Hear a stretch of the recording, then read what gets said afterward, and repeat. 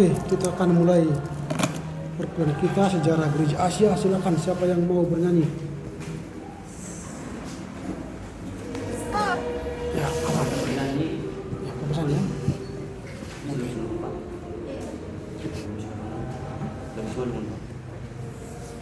Kok bertanya sekarang? Kan sudah saya jelaskan. Mau Simalungun, Karo, silakan. Mau bahasa Inggris, tidak salah.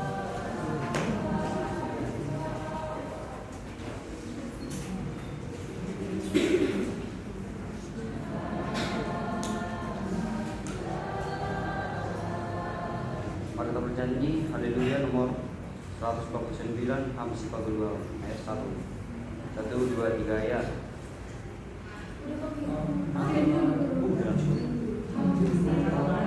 Sabar.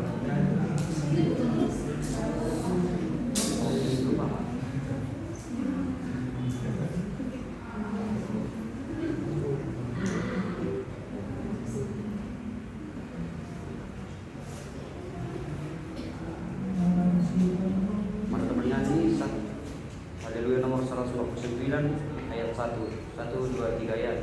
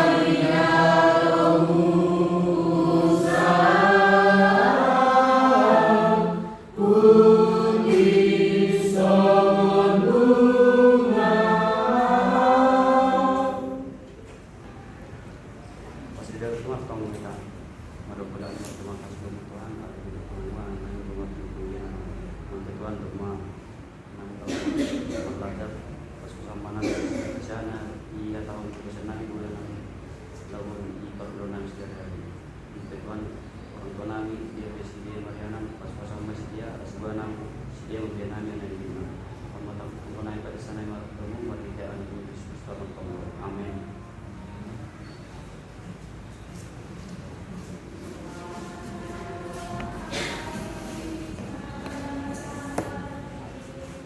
Selamat siang bagi kita semua.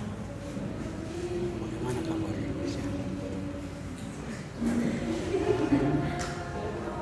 Semoga sehat-sehat saja ya.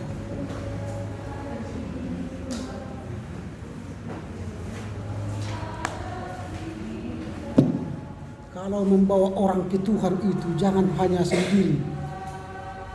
Kalau kita sudah diangkat imam, harus didengar orang gitu. Harus didengar ke sana gitu. Kita sedang membawa orang ke Tuhan. Itu imam.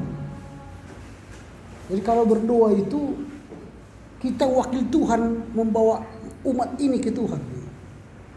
Martonggo mahita, gitu kan? Hamnai batang, kedengaran. Kalau tunggu tadi.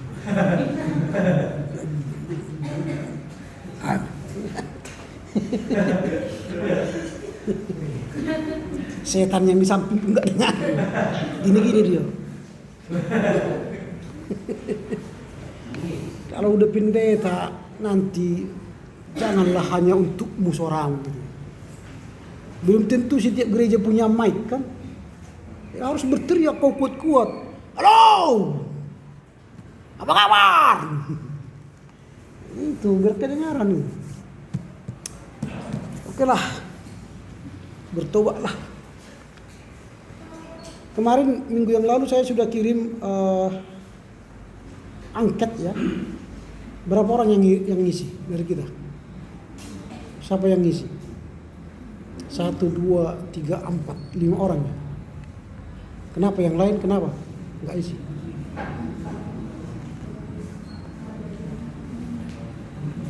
Ada yang kendala mengisinya? Nggak bisa masuk email saya, Pak. Hah? Nggak bisa masuk email saya juga, Pak. Kenapa nggak bisa? Bisa suruh, Pak. Sampai buka di bisa. Keluar langsung juga. Apanya yang keluar?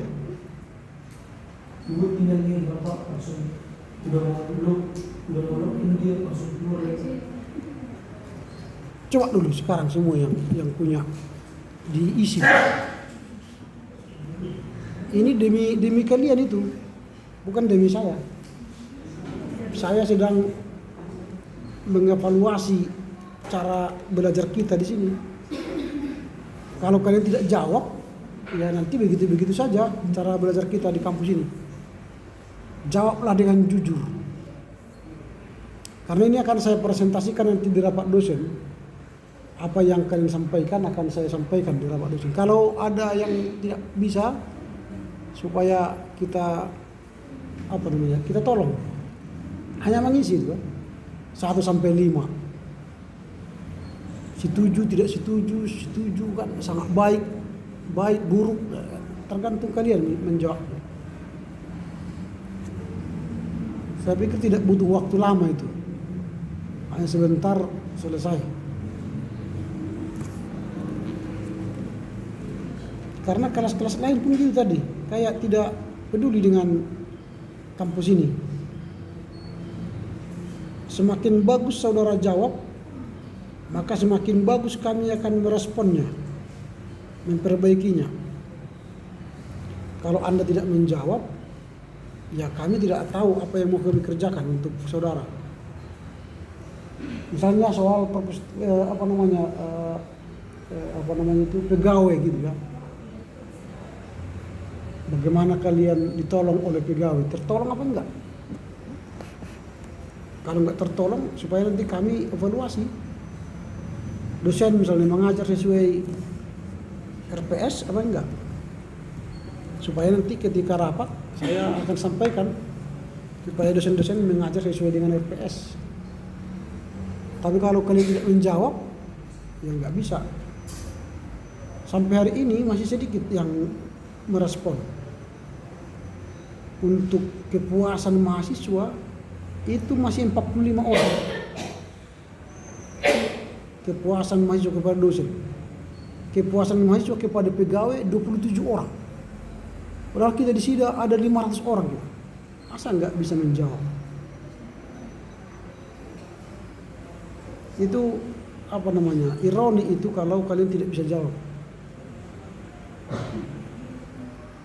Tolong dulu ya, saya tunggu sebentar, saya ada kendala. Yang bagian terakhir itu maksudnya apa? Saudara dalam alasan bagaimana? Ya kalau kau pilih si X, mengapa kau pilih dia dosen favoritmu? Kan ada alasannya kan?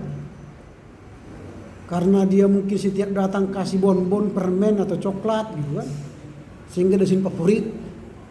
Atau setiap datang mengajar selalu mengajak kita senyum gitu ya, bukan marah-marah gitu. Terserah apa alasanmu lah. 200 kata, jangan buat satu paper. Terlampau panjang bacanya.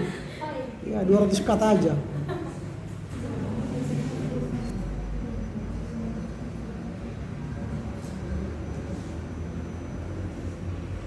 Itu kalau di kampus-kampus lain, itu setelah habis UTS itu atau UAS itu langsung dikirim. Lalu itu perbaikan bagi apa? Ini sudah 56 orang yang untuk dosen favorit. Lalu untuk kepuasan dosen ini baru kalau kalian masuk sekarang ya 51. Kepuasan pegawai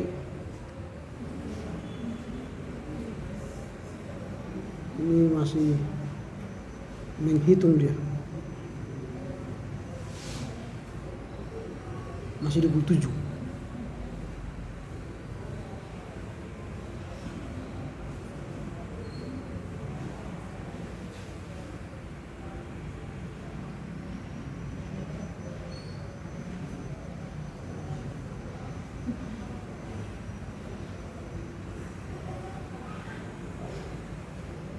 Karena kalau dari segi jawaban dia ada nanti seseorang, satu dosen, satu orang, dua gitu kan. Ini sekarang angkanya. Ini udah kelihatan di sini kan. Kalau kau pakai Google formulir langsung kelihatan. Oh ini. Siapa dosen favorit langsung kelihatan di sini. Dan lihat, ini masih 57 orang. Belum masuk yang lain. Tadi sudah saya suruh lagi diedarkan formulir ini. Mungkin sudah dikirim ke kalian. Tapi kalian tidak mau respon, itu jadi persoalan lain. Ini sudah 61.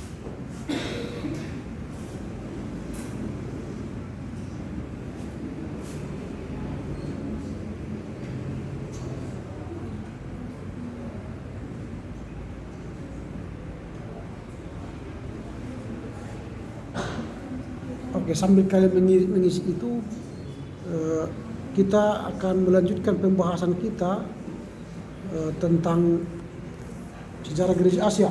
Nanti buku utama yang akan kita baca atau bahas dalam sejarah gereja Asia selama 1 semester ini ialah 3 ini. Yang pertama itu bukunya Anne Rack. Ini buku utama. Baru nanti ada bukunya Klaus Wetzel, Kompendium Sejarah Gereja Asia. Lalu ada bukunya Jonathan Kulver, ya. Kulver. 3 buku ini.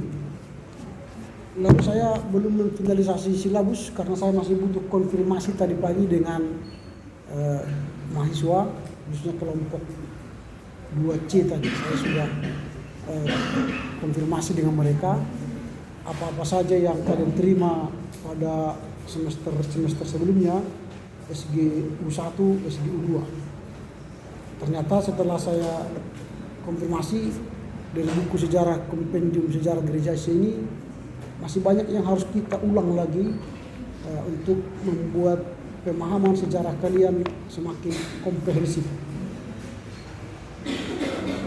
Kita harapkan pada SGU 1 dan 2 kalian sudah selesai mulai dari sejarah gereja mula-mula sampai kepada abad pertengahan, dan apa pertikaian persoalan-persoalan di dalamnya itu sudah kalian dapatkan.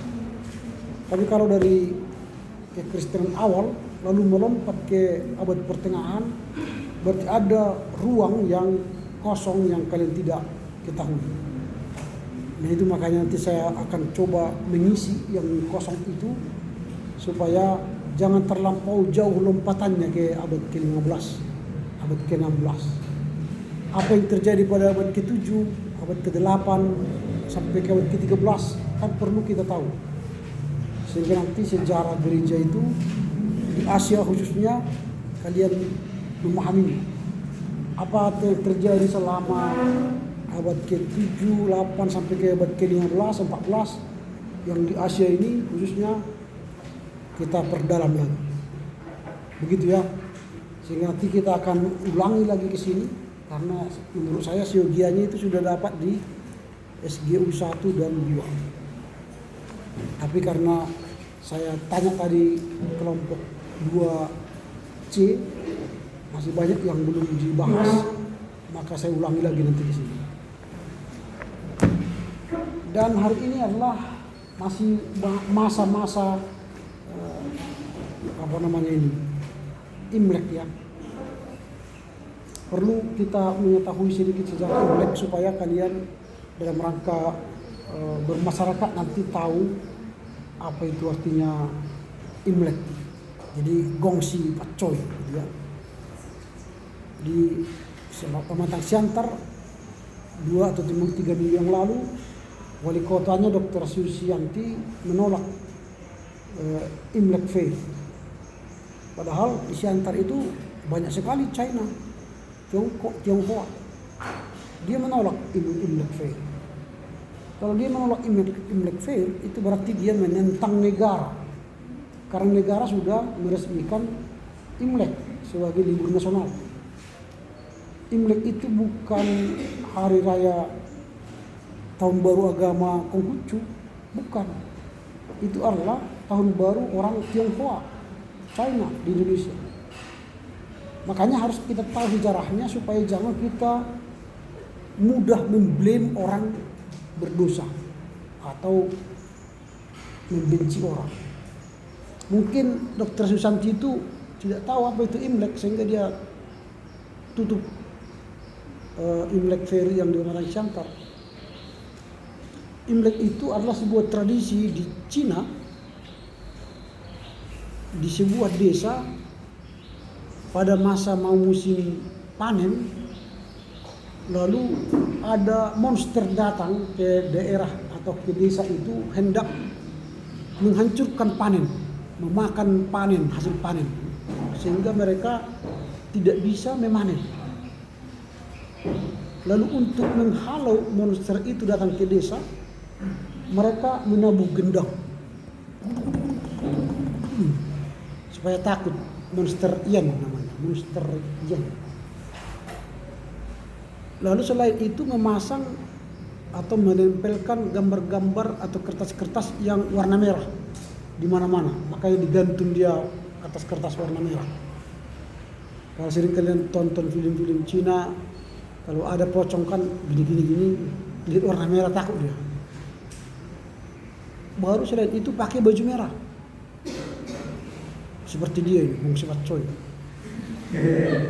Supaya takut monster. Baru pakai lampion-lampion warna merah. Baru membakar bambu supaya monster itu takut datang ke desa itu. Dan akhirnya memang berhasil. Karena berhasil mereka menakuti monster itu, mereka buatlah perayaan Imlek. Itu lamanya 15 hari. Selama 15 hari mulai kemarin mereka merayakan Imlek. Jadi kalau ada teman kalian sekarang yang China, Tionghoa, pergilah ke sana. Apalagi yang belum menikah dapat angpau. Karena angpau itu dikasih kepada orang anak-anak yang belum menikah. Itu ada tujuannya. Karena pada masa Imlek ini, khususnya malam pertama kemarin, mereka percaya iblis akan datang merusak anak-anak. Makanya supaya anak-anak itu tidak dirusak oleh iblis itu, setan-setan itu, dikasihlah angpau. Kalau siapa yang menerima ampau itu, terhindarlah dia dari setan, dari iblis. Jadi kalau kalian ingin terhindar dari setan, mintalah angpau. Nah, isi angpau itu tidak boleh angka 4. Tidak boleh 4.000, 400.000, 4 juta. Karena itu angka sial. Karena memang orang Cina nggak suka angka 4, itu angka sial. Makanya kalau ada mall lantai 1, 2, 3 langsung 5, karena mereka tidak mau pakai 4. Biasanya 1, 2, 3, 3A, 5. Pergilah ke Manhattan, naik pakai lift itu. Nanti kalau kalian cari lantai 4 nggak ada itu. 1, 2, 3, 5. 5 bioskop kan? Nggak ada. Hotel-hotel pun gitu. 1, 2, 3, 3A, 5. Karena mereka tidak mau memakai angka 4. Biasanya mereka suka pakai angka sempurna, 8. Nanti kalau kalian terima 80.000, wah pelit kali lah ini, masa nggak 100.000, gantung kali. Bukan, karena 80.000 sempurna bagi mereka. Atau 800.000, langsung diampuk di dalam. Atau 8 juta, pilih mana? 8 juta ya. Jadi mereka punya angpau. Nanti pergilah Kalau ada teman-teman, biasanya kan banyak Cina di sini, pergi aja. Gitu aku dulu. Besok saya mau ke apa? Ke Tanjung Pura. Keliling-keliling Imlek. Tanjung Pura, Pangkalan Berandan. Banyak situ Cina-Cina yang saya teman saya ya. Mereka sudah jadwal besok sore. Nanti terima angpau lah. Walaupun saya sudah menikah, tapi karena boksu. Nah, boksu itu bagi Cina itu pendeta. Panggilan Cina pendeta itu boksu. Jadi kalau boksu pun dapat angpau. Agak lebih tebal sedikit.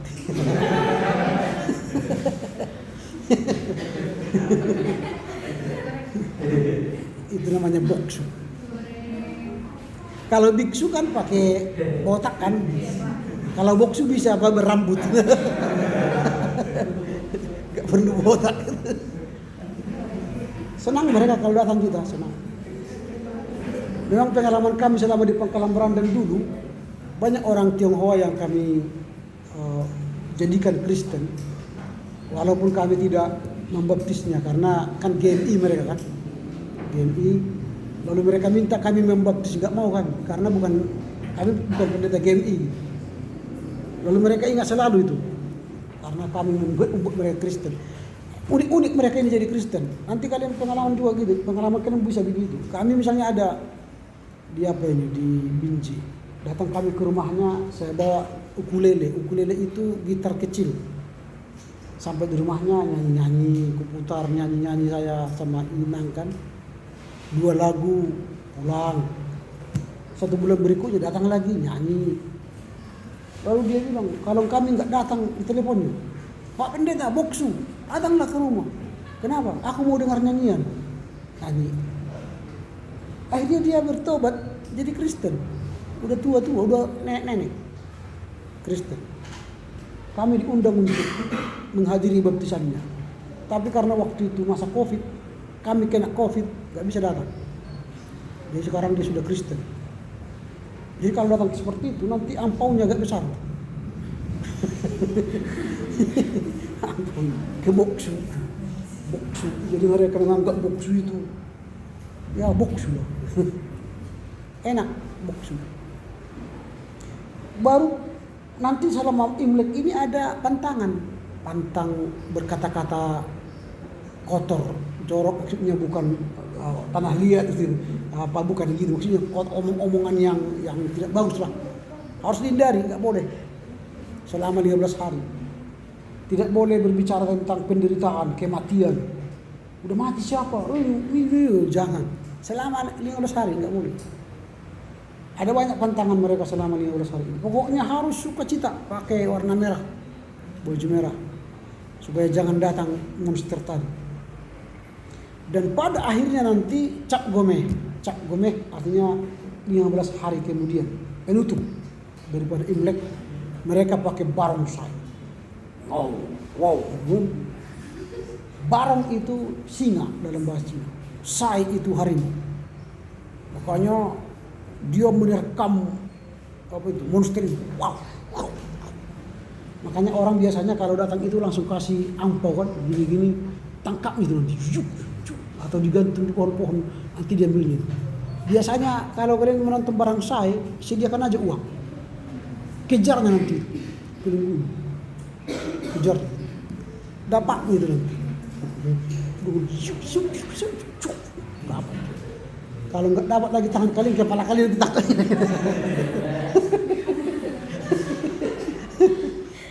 Jadi enak itu kalau nonton barongsai. Sudah pernah nonton barongsai? Udah. Tapi hanya nonton kan. Isi aja kertas-kertas yang warna merah. Tak apapun yang dalamnya gini-gini. Tangkap nih, pokoknya warna merah. Tangkap nih. Tapi jangan pula nanti kalian ejek kan, kalian buat di dalamnya daun-daun, jangan. Ya, kasihan mereka. Kasih aja yang 1.000 kalau nggak ada uang yang lain kan. 1.000, 2.000. Tapi kalau bisa 80.000 nggak apa-apa. Senang mereka. Itu Cap Gomeh. Jadi silakanlah 15 hari ke depan yang punya tetangga, teman, pergi aja. Apa namanya? Imlek. Setiap Jumat gong sifat coy kalau bilang. Senang. Tahun ini tahun kelinci. Kelinci air. Kalau dalam tradisi Cina, kalau tahun kelinci air, mereka harus menghindari air, laut, tepi pantai. Karena mereka beranggapan nanti air itu menelan mereka. Itu kan mereka, bukan kita. Kalau kita nggak ada itu kan. Tahun itu semua sama. 36 hari kan. Nggak masalah, tahun apa pun itu kan. Oke ya, jadi harus kongsi Pak Coy. Semangat terus. Batak pun punya apa? Punya tahun baru. Kapan tahun baru Batak? Enggak tahu juga ya. Enggak tahu. Harus kalian baca lah kapan tahun baru Batak. Karena setiap budaya, kata di Cina kan menghindari angka 4 kan. Orang Jawa juga angka apa namanya gini, kursi apa namanya pangku, memangku. Orang Jawa itu kalau dia sudah pangku kita mati.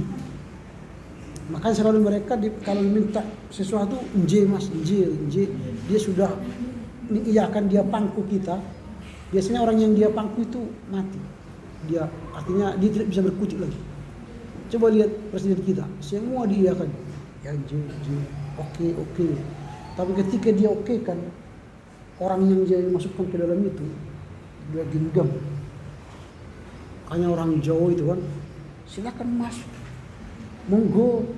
Tapi di sininya ada seperti ini, kepala. Hati-hati, monggo mas. Tapi setelah dia langsung berubah. Di depan dia bagus, tapi berlaku. Orang Batak kalau ingin menghentikan, mematikan, pakai apa? Kalau orang Jawa tadi dengan memangku dia, kayak usul. Hurufnya gini. Kalau orang Jawa itu hurufnya gini. Ini, dipangku.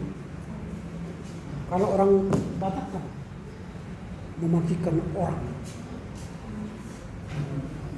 Misalnya, tahu bahasa huruf Batak kan? Ini apa? Ini?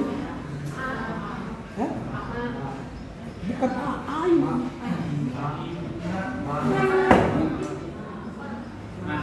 Ini la, bukan L. La. Jadi kalau ini ramala, iya kan? Hidup semua kan? Tapi kalau mematikan satu huruf, bagaimana caranya? Pangolat. Jadi ini kalau sudah ada seperti ini, lalu tambah di sini huruf, jadi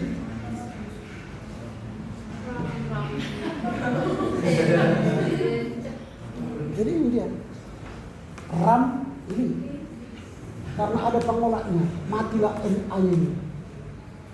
Itu dalam tradisi Batak. Artinya apa? Orang Batak kalau hendak ingin mematikan satu nyawa, A, diftong, vokal A, dia harus orat. Kalau orang Jawa tadi dia pakai ini, pangku, dia pangku ini, mati. Jadi hilang vokal. Jadi kalau orang Jawa itu halus, pangkunya kita tidak bisa berbuat apa-apa. Orang Batak untuk mematikannya pakai pangolat. Makanya orang Batak ingin menghentikan sesuatu, apa? Langsung dia. Itu cara menghentikan orang Batak kalau dia berdebat, apa kau bilang? Dia hidup. Matikan itu, langsung curug. Ini filsafat ini. Makanya kalau kalian belajar huruf-huruf aksara itu filsafat itu. Filsafat. Enak loh kalau kalian tahu huruf-huruf itu. Karena enak. Misalnya kalau pakai ini apa? Tak. Kalau ini misalnya ini kan apa?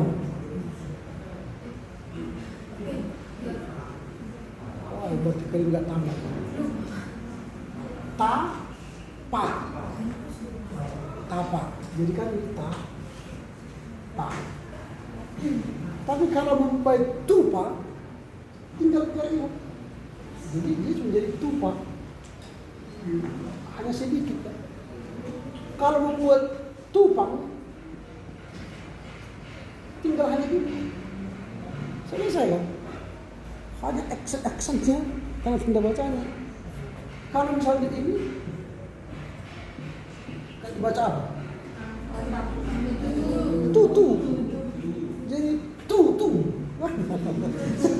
Gitu aja. Enak kan? Gampang. Orang Batak itu satu titik itu bermakna loh. Orang Batak itu hati-hati kalian. Satu titik itu merubah arti. Makanya orang Batak itu orang-orang yang politis kan. Dia berbahasa simbol kan. Gak mampan lagi, gak bisa lagi diajarnya, senggak gitu kan. Supaya berhenti kan. Berterang-terangan begini. Apa? Ya itulah, udah selesai filsafat timur.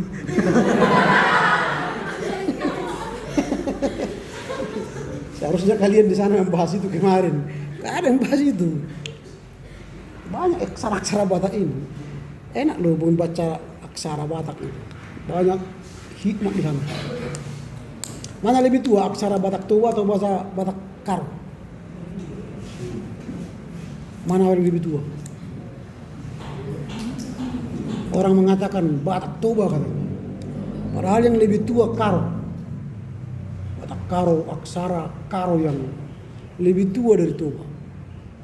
Tapi ya masih berdebat sampai sekarang. Biasalah, antropolog itu berdebat terus kan. Enggak menang dia seenggaknya kan. Jadi orang takut iyalah. Menang dia kan. Itulah ya. Mudah-mudahan kalian bisa memahaminya. Nah sekarang kita akan melihat kembali ke pelajaran kita ini. Kita akan melihat bagaimana ini masa pertama gereja di Asia. Ini hanya sebuah pengantar untuk nanti supaya ke depan satu semester ini kita mencoba berdiskusi tentang topik ini. Anerak itu sudah menuliskan di sini. Di sini sudah ada dia bahas ini, nanti kalian bisa baca di bab pertama dari mendalam. Saya hanya membaca sekilas saja. Bagaimana sejarah kekristenan di Asia itu? Memang Anerak sudah mengatakan di sini, dia mengatakan bahwa banyak orang beranggapan agama Kristen itu berasal dari Eropa Barat. Karena memang berkembangnya agama Kristen itu dia di Eropa. Karena mereka sudah menghidupi ajaran kekristenan itu ratusan tahun dan sudah mendarah daging dalam hidup mereka. Aturan-aturan mereka pun sudah Injili. Coba kalau kalian baca nanti KUHP yang dipakai di Indonesia ini, dari mana itu? Produk apa itu? Produk dari negara Belanda. Dan akhirnya KUHP yang kita pakai sekarang itu, kalau kalian baca itu ajaran Injil. Itu makanya mereka menolak itu, yang sana itu. Mau bentuk yang baru. Karena katanya aturan di Indonesia itu aturan yang dibuat oleh kafir kita. Tapi dicoba diganti, nggak bisa terganti karena bagus. Sesuatu yang bagus itu kan susah diganti. Kalau yang jelek sih langsung cepat diganti kan. Tapi yang bagus itu susah diganti. Misalnya KUHP Soldo 551 apa itu? Soldo 551. 551 itu dilarang masuk tanpa izin. Jadi kamarmu nanti tulis di situ Soldo. Artinya ke kamarmu itu dilarang masuk tanpa seizin yang punya. Tapi karena kamar kalian kan bebas ya, tanpa boundaries. Bebas. Siapa pun bisa masuk. Ada di situ KUHP 551. KUHP 340 apa? Nggak tahu. Kalian sudah banyak nonton tentang itu. 340 pembunuhan berencana Sambo. Iya kan? 340. 338 pembunuhan tak sengaja. Itu udah diatur.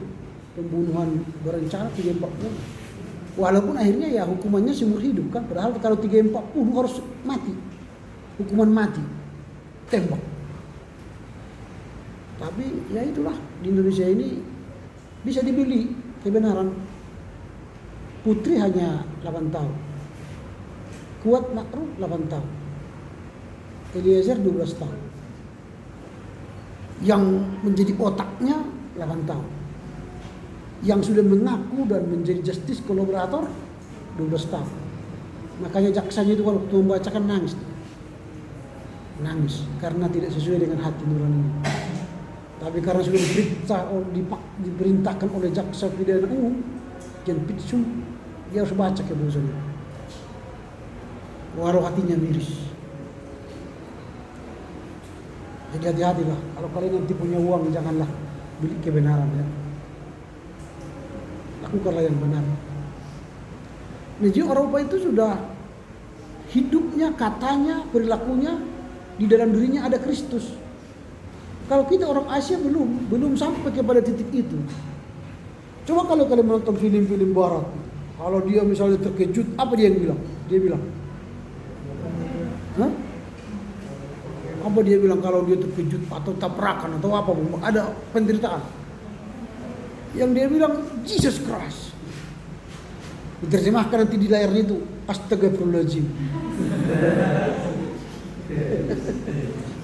Itu terjemahannya itu dia. Kalau terkejut Jesus Christ.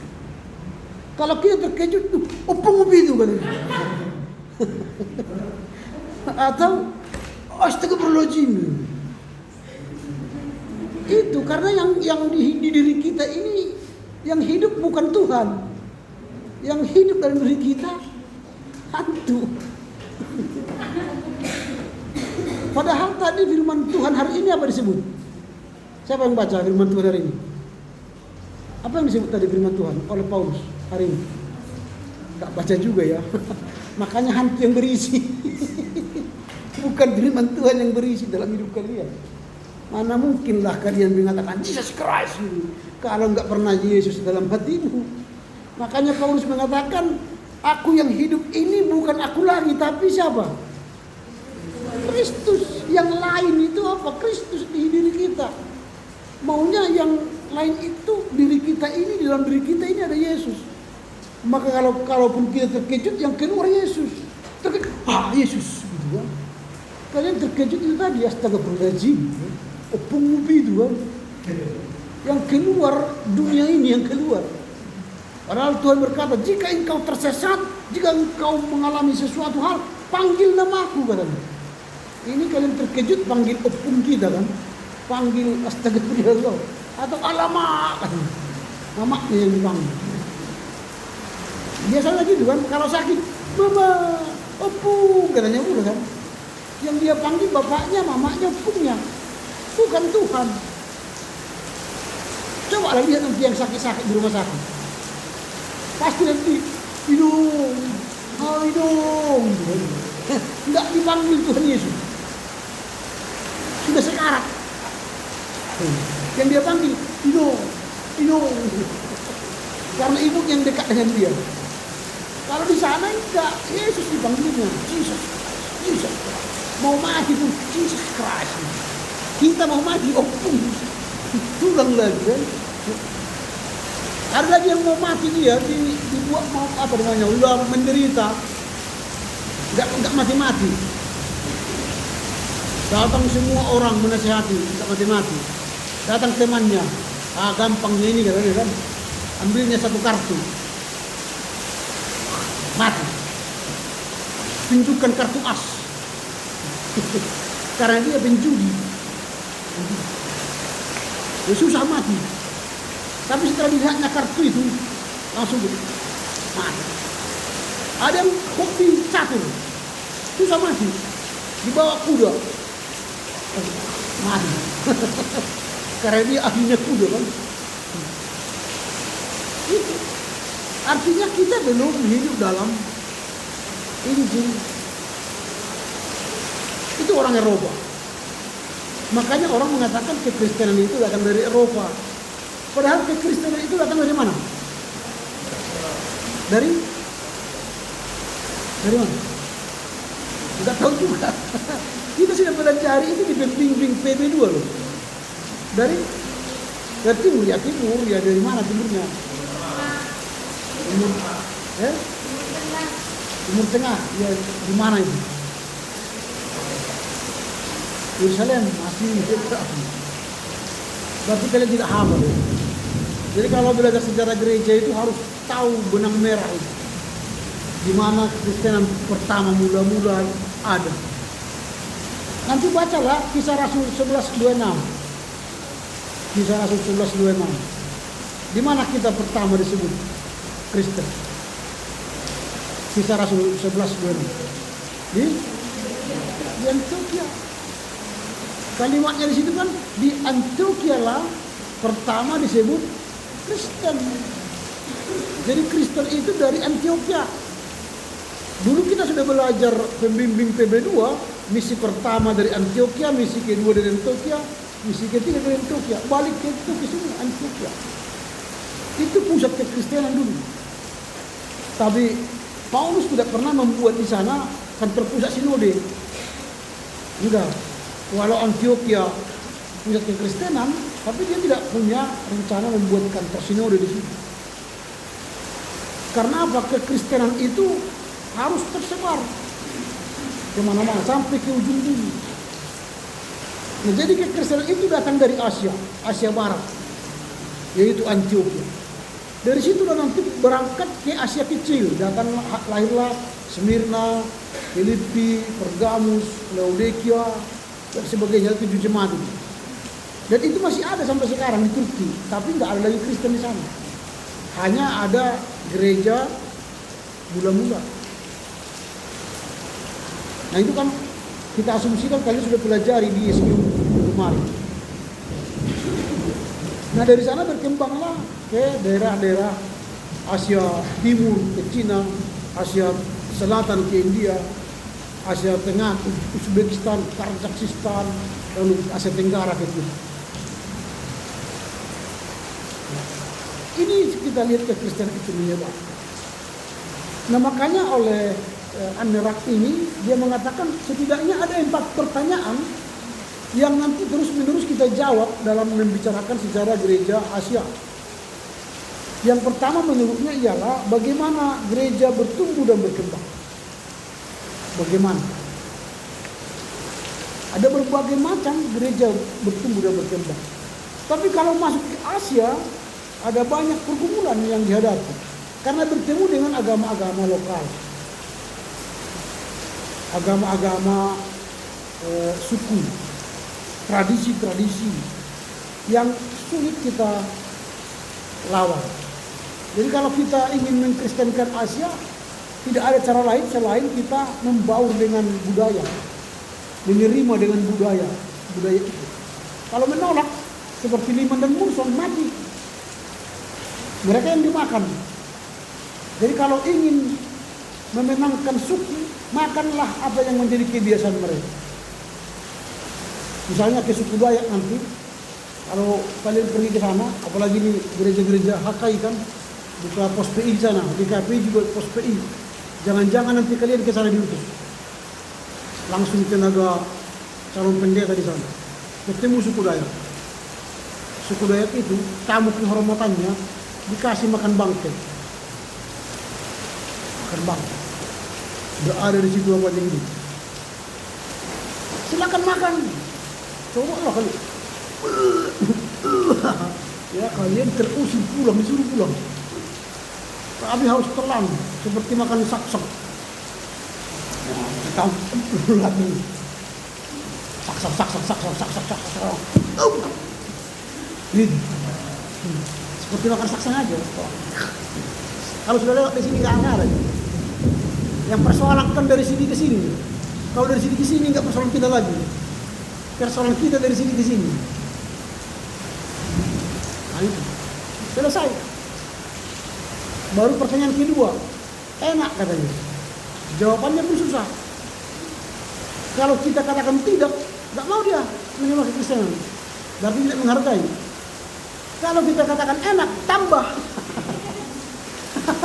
Telan lagi.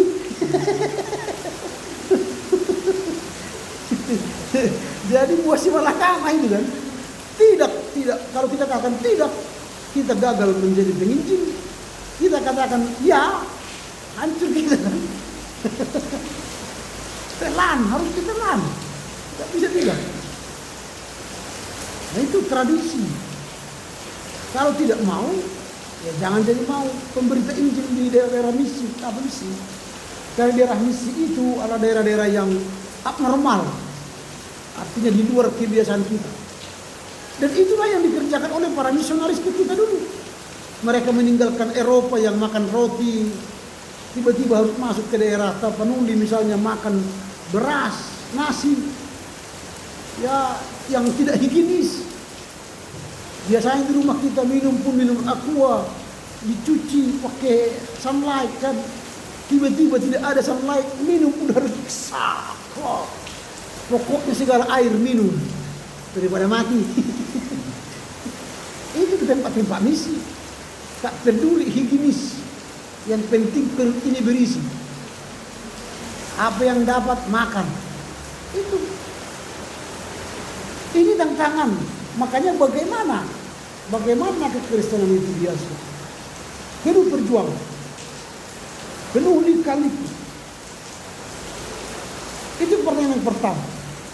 Pertanyaan yang kedua menurut Anerak itu ialah siapa yang membawa Injil ke negara-negara asing. Di siapa ini nanti akan bicara soal lembaga sendingnya, bicara tokohnya, lalu bicara kiprahnya.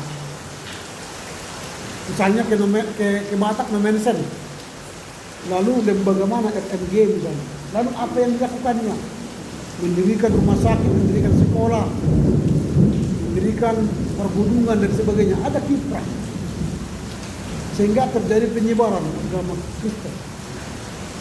Jadi siapa, artinya itu lembaga sendingnya, tokohnya, kiprah. Itu harus kita bicarakan selama proses studi ini. Karena ya, memang setiap daerah punya tokoh-tokoh ya, tokoh-tokoh penginjil. Ada orang yang menyebut rasul Cina Matthew Ricci misalnya, rasul India Sadhu Sundar Singh, rasul Batak Mensen.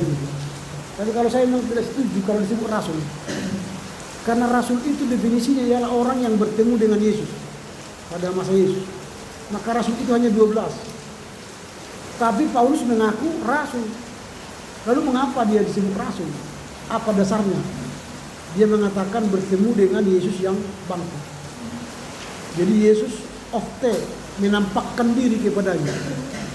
Apa buktinya bahwa dia bertemu dengan Yesus yang bangkit itu? Karena Yesus berkata, Saulus, Saulus, mengapa engkau menganiaya aku?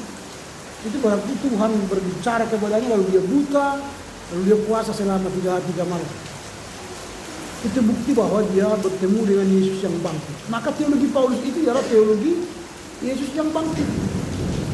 Itu yang dia dia tolak kabar Yesus yang bangkit, Yesus yang bangkit. Dan itulah yang menjadi dasar kerasulan. Selain itu nggak ada lagi rasul. Selain Paulus nggak ada lagi rasul. Mensen nggak pernah mengatakan dia bertemu dengan Yesus yang bangkit kan? Paling dia berkata di atas berita itu, udah pernah kisah berita kan? Ada batu di situ, kakinya gambarnya kakinya si Mensen kan? Apa yang ditulis di sana? Ditulis di batu itu. Dia berkata mati atau hidup kuserahkan kepada Tuhan. Dia melihat silindung itu persis seperti kampung halamannya. Seperti di Jerman. Seperti di Wuppertal, persis lembahnya itu seperti di sana. Lalu dia berkata kepada Tuhan, Tuhan, mati atau hidup, aku akan menyerahkan hidupku di sini.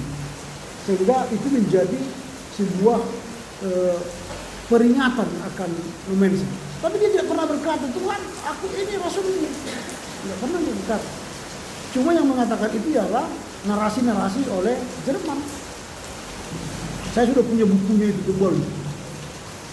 Itu yang menyatakan itu Jerman. Lalu kita percaya dan meyakini memention rasul orang Batak. Batak yang mana? Kalau Batak Angkola nggak mungkinlah kami akui memention rasul. Karena di Angkola adalah Van Gerrit Van Assen. Simalungun nggak mungkin, karena Simalungun Agustus. Apalagi di Karo siapa? AC Kruid, tertulis Kruid. Kalau bahasa Belanda disebut AC Kruid.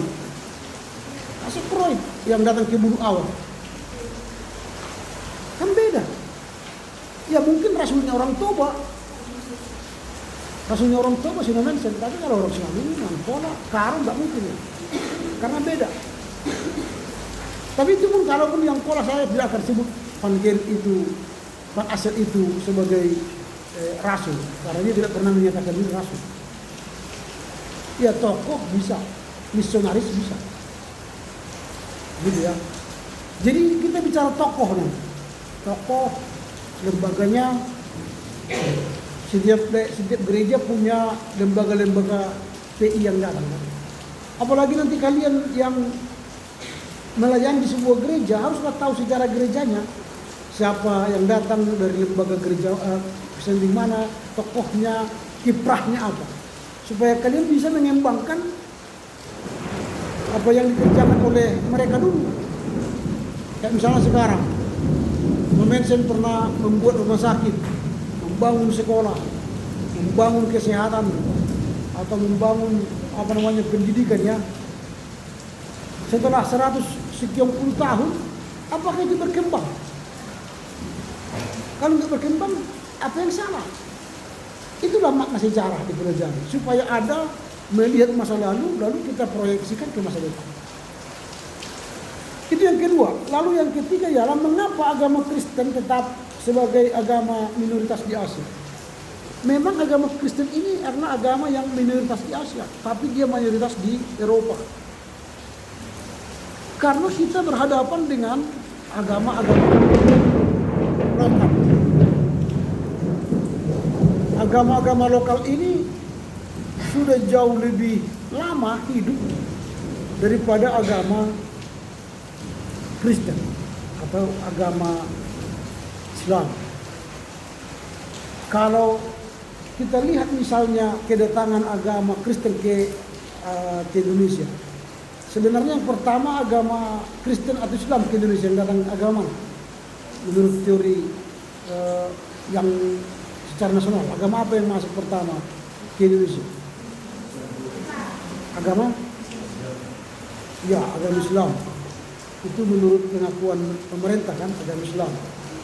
Tapi kalau kita telusuri sejarah, abad ke-7, Nestorian, agama Kristen Nestorian, sudah sampai di Barus.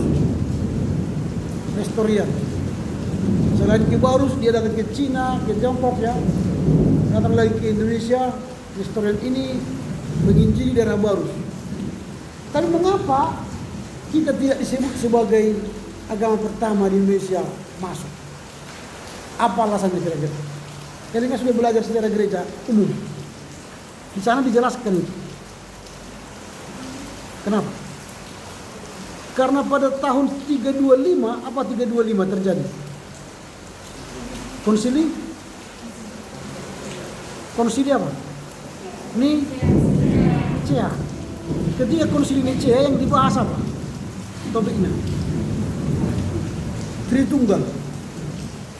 Ketika membahas Tritunggal, ada dua kubu yang besar waktu itu, yakni antara Agustinus dan Ambrosius melawan Arius dan Nestorian dan Jerome serta Chrysostomus. Itu satu kelompok. Arius, Nestorius, kemudian Jerome dan Chrysostomus. Itu satu kelompok melawan Agustinus dan Ambrosius. Lalu yang menang siapa? Agustinus yang menang. Lalu Nestorian atau Arius disebut dan dikutuk bidah dan dikutuk oleh Kaisar Roma. Karena mereka menolak Tritunggal. Yang mereka ajarkan ialah Unitarian. Hanya satu Tuhan, Esa. Tidak ada tiga. Pokoknya tunggal. Agustinus tidak, tiga dalam satu hakikat. Arius tidak, dan Nestorius. Dia mengatakan bahwa Tuhan itu Esa, Ehad, tunggal. Nah, akhirnya mereka ditolak, dikutuk. Tapi walaupun dikutuk oleh Kaisar Romawi, mereka menginjili. Abad ke-5 mereka mulai menginjili sampai abad ke-7, sampai dari Nestoria, Barus. Tetapi karena mereka ajaran sesat, Kaisar Romawi di seluruh dunia, penginjilan Nestorian ini ditutup dan tidak diakui. Akhirnya yang di Barus pun tidak diakui sebagai masuknya Kristen di Indonesia. Kalau itu bukan bidat dulu, maka yang pertama ke Indonesia bukan Islam, tapi Kristen. Islam itu kan abad 13. Lalu setelah abad 13 baru masuk ke Kristenan abad ke-17-18. Dan sebenarnya kalau dari segi agama yang paling cepat sebenarnya Hindu di Indonesia. Karena itu datang abad ke-7, membangun candi-candi di Indonesia, Candi Borobudur, Candi Pertiwi di Gunung Tua.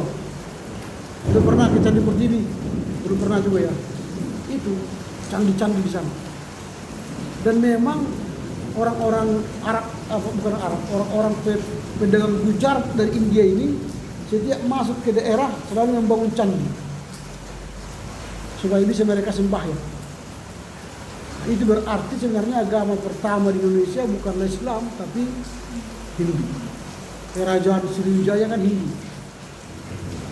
Kerajaan Mataram dulu Hindu. Akhirnya Buddha, lalu setelah Buddha jadi Islam. Nah itu tantangan kita di Asia ini. Kita minoritas.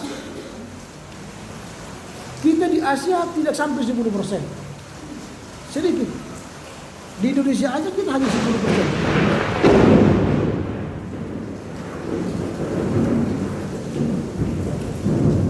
Di Asia kita hanya 7,8%. Kala itu. Tapi sekarang pasti sudah meningkat. Indonesia 10%. Minggu yang lalu sudah saya katakan India hanya tidak sampai 2,9%. Yang terbanyak kan Sri Lanka 2,75%. Di Cina pun sedikit. Dulu di Cina itu hanya 4,1%. Atau 4,5 juta itu penduduk mereka Kristen. Tapi sekarang di Cina, walau mereka masih dilarang, mereka itu sudah naik 75 juta. 75 juta orang Kristen. Namanya gereja yang tersembunyi di bawah tanah. Dan itu bisa meningkat lagi nanti. Kalau kalian mau jadi menginjili ke sana. Kalau menginjili ke Cina masih enak, makan saksang terus kan masih enak. Tapi menginjili ke Kalimantan yang tadi agak susah. Tapi bukan menurunkan semangat kalian kalau nanti lulus ke Kalimantan ya. Itu kan Kalimantan zaman dulu itu. Kalau Kalimantan sekarang mungkin masih ada tapi tidak sih. Mungkin mereka sudah poles. Namanya daging busuk tapi udah digoreng dulu kan. Sama seperti ke Filipina kan. Makanan enak dari Filipina apa? Telur apa? Telur busuk. Yang sudah mau beranak itu. Jadi sudah mau menetas, wah itu udah dimasak. Direbus. Lalu cara makannya, jadi makan tulangnya, ada bulunya sekaligus. Wah lahap mereka makan itu. Ya mungkin kalau kita coba enak sebenarnya itu. Karena belum ada tulang-tulangnya kan. Tulang rawan kayak lomok-lomok. Kepalanya pun mereka embat. Karena belum menyentuh kotoran kan, masih bentuk di dalam. Ya itulah tradisi. Itu yang ketiga. Yang keempat ialah apa ciri-ciri khas gereja Asia kuno. Nanti setiap daerah itu punya ciri-ciri. Apalagi di Indonesia kan ada gereja Kiai Sadrak kan. Kalian sudah belajar belum ya? SGI nanti dia. Sejarah gereja Indonesia, ada gereja Kiai Sadrak di Jawa Timur. Ada gereja Kiai Sadrak itu nanti gerejanya kubahnya seperti masjid, kubahnya di atas. Cuma bedanya di situ ada salib. Memang dulu bukan kita yang meniru Islam, Islam yang meniru kita. Coba lihat gereja-gereja di Turki, itu kubahnya seperti masjid. Tapi ketika perang salib kalah kita kan, kalah Kristen, semua gereja mereka ambil jadi masjid, termasuk Konstantinopel itu, masjid Konstantinopel itu dulu katedral itu, gereja Ortodoks Timur. Di situ lah. Lalu ketika sudah dikuasai, jadi sekarang Istanbul itu kan, masjid Istanbul itu, maka mereka pindah ke Persia, Syria. Jadi sekarang gereja Ortodoks Syria sekarang kan, karena mereka pindah ke Syria.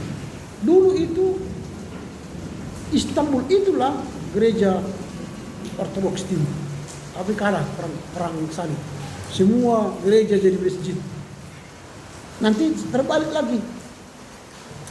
Di Inggris sekarang udah banyak gereja jadi masjid. Ada 500 gereja jadi masjid, dijual. Nggak ada penonton lagi kan gereja itu. Nggak ada penonton. Dijual mereka, pengurus gereja itu jual. Katanya sedang beli. Sehingga nanti di gereja itu kan ada ukiran-ukiran yang tidak bisa dirubah kan. Tetap itu ada. Ada nanti Bunda Maria di sini, tapi di situ hari Jumat Allahu Akbar. Karena nggak mungkin dibongkar, dilarang negara kan. Jadi hanya bentuknya, jadi kursi-kursi itu dibuang, jadi taruh gelar apa, karpet kan. Jadi gini-gini di situ kan. Dulu di sana hanya berdiri. Sekarang jadi gini. Itu aja bedanya. Itu. Nah, jadi memang unik nanti, ada setiap daerah punya keunikan. Memang banyak sejarah-sejarah ini yang enak. Makanya kalau kalian mau nanti jadi orang sejarawan, enak ada sejarah ini. Banyak cerita yang kita tahu. Misalnya mengapa itu ada masjid di sana. Mengapa dulu masjid ini? Ini kan bukti. Bulan dan bintang kan dulu gitu. Karena mereka menganggap bahwa bulan dan bintang itu adalah benda suci. Misalnya surga itu. Ternyata Neil Armstrong sampai ke bulan menginjakkan kaki di sana. Kalau sudah manusia menginjakkan kaki tempat suci, berarti bukan suci lagi itu. Jadi susahlah mereka menerima itu dulu. Kabar itu susah, nggak benar itu Neil Armstrong sampai ke bulan, nggak mungkin gitu. Lalu dipanggillah Neil Armstrong sampai ke Indonesia, dipanggil MUI. Lalu datanglah Neil Armstrong. Suara yang pertama saya dengar di bulan ialah azan katanya. Oh, tepuk tangan mereka. Azan. Mana mungkinlah sampai ke sana aja. Tapi supaya menenangkan mereka dibuat ini. Tapi sejak dari situ mereka tidak lagi menyebut ini suci. Maka digantilah sekarang ini. Allahu Akbar. Cuma lihat sekarang kubah-kubah masjid semua suci. Bukan ini. Yang mempertahankan ini pastilah partai bulan dan bintang. Di luar itu nggak mau. Lihatlah masjid-masjid sekarang, tak ada yang mau pakai itu. Karena tadi sesuatu yang suci tidak boleh sentuh manusia. Ini Neil Armstrong injakkan kaki di sana. Gagal kesucian itu. Jadi kalau itu siapa menginjak itu kan? Coba kalian injak, masuk penjara kalian.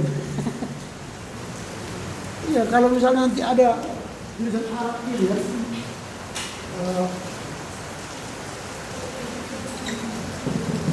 Lalu habis itu misalnya kalian robek ini, wah, penghinaan itu. Kalau kita enggak, kalau ada bahasa Ibrani kalian robek, kalian bakar, enggak pernah kita terbakar apa gitu kan? Atau siapa itu yang gini, pot apa itu? Siapa namanya itu? Siapa belum tonton? Ada orang yang mengintuti Alkitab. Si Tang siapa namanya? Asun Tang ya.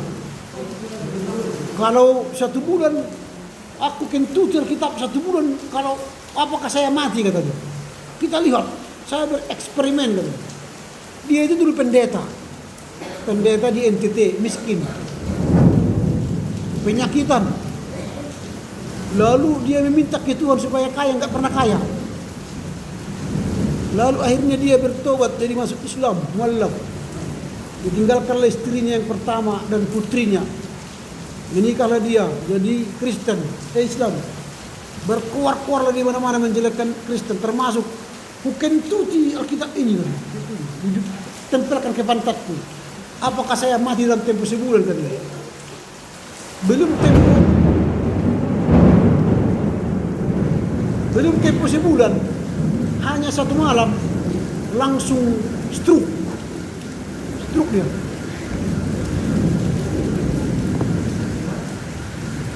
Siapa namanya? Ada temu dulu.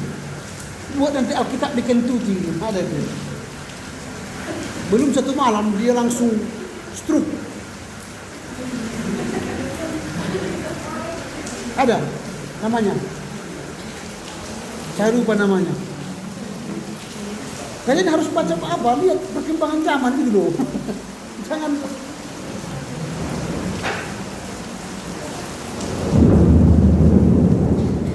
Itu viral. Siapa namanya? Agustan. Itu pendeta itu. Lalu dia minta lah supaya putrinya masuk Islam. Video call dia kan. Datang putrinya itu mengatakan, cukuplah hanya ayah yang Islam, gak apa-apa, saya tetap Kristen. Lalu setelah stroke bapaknya itu, dia yang merawat bapaknya, putrinya itu. Istrinya yang gak mau. Dia punya sensasi karena dia penyakit jantung. Mungkin setelah dia mengucapkan itu, jantungnya terus berdebar-debar. Langsung kena stroke. Artinya kita tidak mengklaim ya Agustan itu langsung kena ajab dari Tuhan. Mungkin Tuhan nggak maulah langsung seperti itu kayak anak-anak kan. Tuhan kayak anak-anak nanti gitu. Melawan kau Tuhan, apa kau? Tuhan nggak seperti itulah. Tapi mungkin ya karena dia sudah penyakitan juga, sudah ada penyakit jantung sama dia, berpikir-pikir dia akhirnya dia sendiri buat ajabnya. Terus dia. Orang Kristen nggak pernah terbakar semangatnya kalau dibuat seperti itu. Mau dikentutin, dikencingin, gak persoalan bagi kita. Yang penting isinya kan. Isinya kau pahami. Mau kau bakar aja. Gak peduli kita. Ada juga dulu gambar sandal, gambar Yesus, sandal itu. Kita gak persoalan. Di Amerika sekarang baru dipecat profesor karena dia buat gambar wajah Yesus Muhammad. Hanya gambar wajah Muhammad. Dipecat dia sekarang profesor di Amerika. Aneh gitu kan. Kita wajah Yesus ada ganteng lagi. Pakai bereok. Gondrong. Yang lupanya diikat. Makanya aku pelihara. Minimal sama sedikit. Karena kalau aku panjangkan nanti ditegur dosen. Kemarin ku panjangkan, ku ikat. Banyak komentar kan, komentator. Udahlah, terpaksa kita potong lah kan. Padahal Yesus tidak pernah pendek rambut kan. Tidak pernah dia, panjang rambut dia. Berewok. Tapi kita pengikutnya nggak ada yang meniru dia. Ya gitu. Kita nggak peduli mau diapakan orang, itu nggak peduli kita. Tidak pernah terbakar semangat kita menginjil. Makanya dunia ini heran, orang Indonesia heran melihat kita. Di Kentucky kitabnya nggak ada reaksi. Ya, dibakar gereja tidak ada reaksi. Dibunuh orang Kristen nggak ada reaksi. Yang mati rasanya orang Kristen ini. Padahal kita ampunilah mereka sebab mereka tidak tahu apa yang mereka berbuat. Itu saja. Kalau mereka jangan dipancing, tak. Gitu. Jangan sedikit, boom. Makanya mereka butuh front pembela. Kita nggak butuh front pembela Kristus, karena Kristus yang membela kita. Bukan kita yang membela Kristus, Kristus yang membela kita. Karena mereka memang suka membela. Jadi itulah bedanya. Jadi memang menarik nanti itu. Jadi ciri-ciri yang unik itu nanti harus kita lihat selama belajar di sejarah gereja Asia ini. Dan dari 3 buku ini nanti kita akan menggali itu sehingga kita boleh menikmati sejarah ya. Dan memang harus saya akui tidak ada cara lain selain membaca. Nanti ini harus banyak nanti kita baca. Karena dengan membacalah kita akan bisa menjelajahi dunia. Bisa berkembang. Kalau misalnya kalian tonton Kick Andy. Siapa pembawa? Kick Andy Flores Noya. Kita mungkin melihat Andy Noya itu sekarang sukses, tapi kita tidak lihat dia dulu kecil, bagaimana pahit getirnya sekolah. Masih kecil dia sudah tinggal ayahnya, tinggal cerai, lalu ibunya berjuang menjadi seorang pekerja pabrikan. Dia bangun, ibunya tidak ada. Malam dia tidur, ibunya tidak ada. Tiap hari begitu. Makanya dia tumbuh dalam ketidakbahagiaan. Berandallah dia, akhirnya tak beres dan sebagainya. Lalu ketika dia ulang tahun yang ke-8, ibunya memberikan buku kepadanya. Tipis. Lalu dia baca buku itu. Buku prakarya. Lalu buku prakarya itu dia praktekkan, buku prakarya itu. Lalu di sekolah dia menjadi orang yang kenal karena mempraktekkan buku prakarya. Dia buat prakarya, mainan dan sebagainya. Dia akhirnya bertanding ke seluruh kabupaten di Surabaya. Kenal.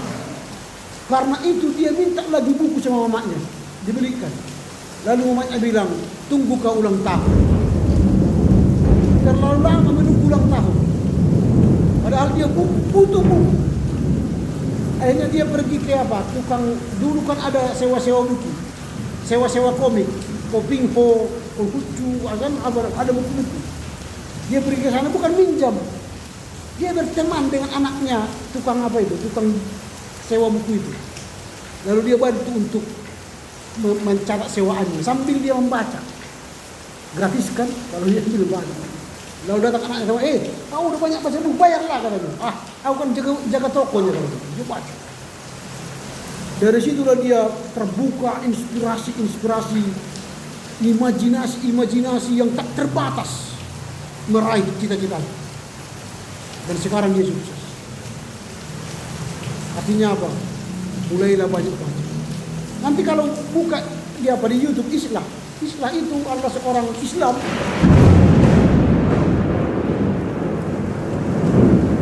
Seorang santri yang pergi ke Amerika.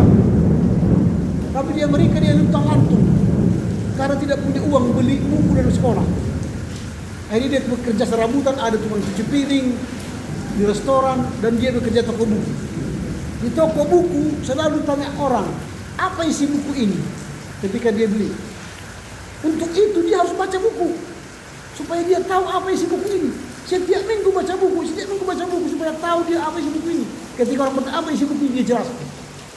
Dari situlah dia terbuka cakrawalanya yang luar biasa. Walaupun dia tidak tamat dari apa di Berkeley ya.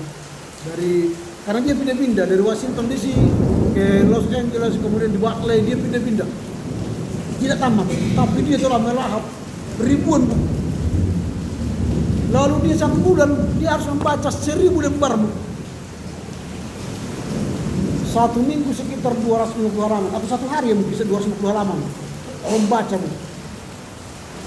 Jadi kalau kalian ingin terkenal menjadi teolog yang handal, bacalah buku.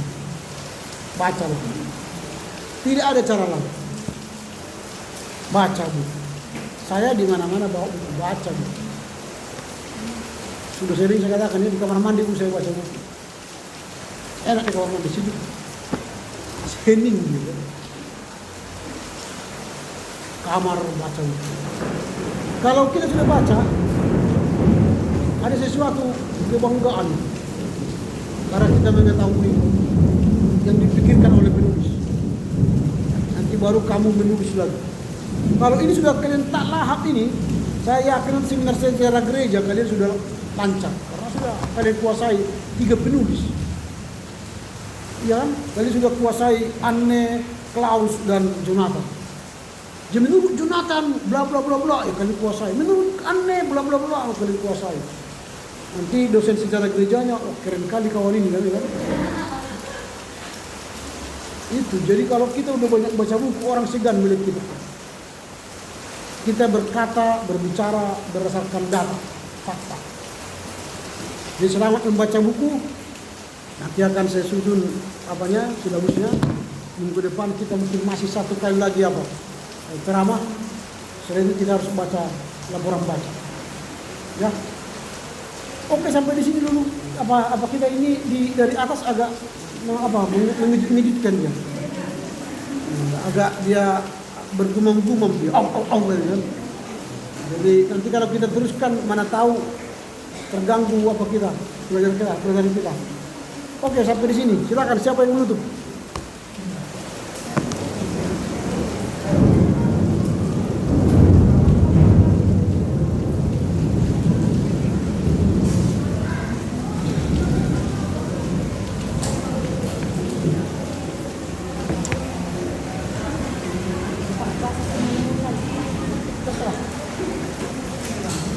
Baik teman-teman, saya telah mengirimkan.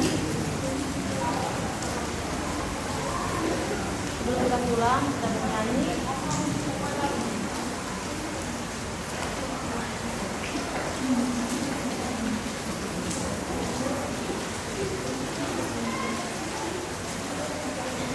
Kita bernyanyi buku Paku.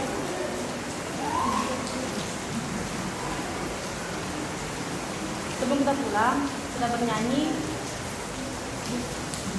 dengan buku Bibel Pakuan Haleluya nomor 251 ayat 1. Sonang dohuri baik Yesusi. Jadi kita harus.